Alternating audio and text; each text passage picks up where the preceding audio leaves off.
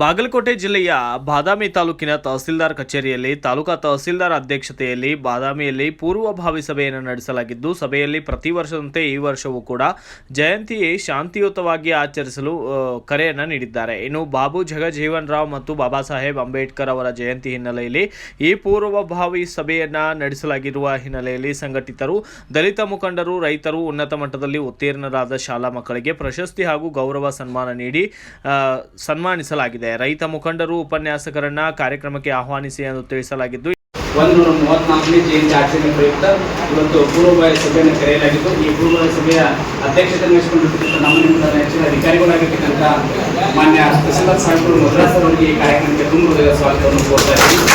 ಅದೇ ರೀತಿಯಾಗಿ ಎಲ್ಲ ಈ ಒಂದು ಪೂರ್ವಭಾವಿ ಸಭೆಗೆ ಆಗಮಿಸಿರ್ತಕ್ಕಂಥ ಎಲ್ಲ ನಮ್ಮ ಸಮಾಜದ ಅಧ್ಯಕ್ಷರು ಹಾಗೂ ಎಲ್ಲ ನನ್ನ ಸ್ನೇಹಿತರು ಹಾಗೂ ನನ್ನ ಅಣ್ಣ ತಮ್ಮಂದಿರು ಮತ್ತು ಗುರು ಹಿರಿಯರು ಎಲ್ಲರಿಗೂ ಸಹ ಈ ಕಾರ್ಯಕ್ರಮಕ್ಕೆ ಹೃದಯಪೂರ್ವಕವಾಗಿರುವ ಸ್ವಾಗತವನ್ನು ಕೋರ್ತಾ ಇದ್ದೀವಿ. ಅದೇ ರೀತಿಯಾಗಿ ಈ ತಾಲೂಕು ಮಟ್ಟದ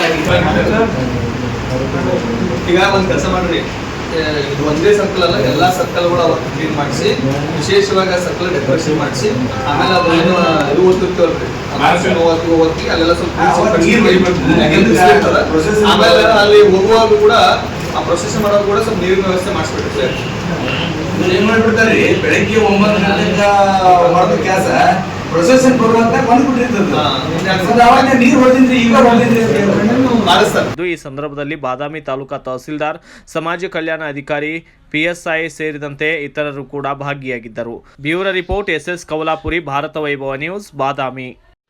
Thanks for watching. Read, discuss and debate with editor Dr. Yan Prashant Rao. Wanted reporters in print, digital and visual media for Bharat Vaibhav Daily Newspaper, BV News 5 Channel and BV Fast Web News from all the talukas of Karnataka, Goa and Maharashtra. If interested, send your resume to 9019229369.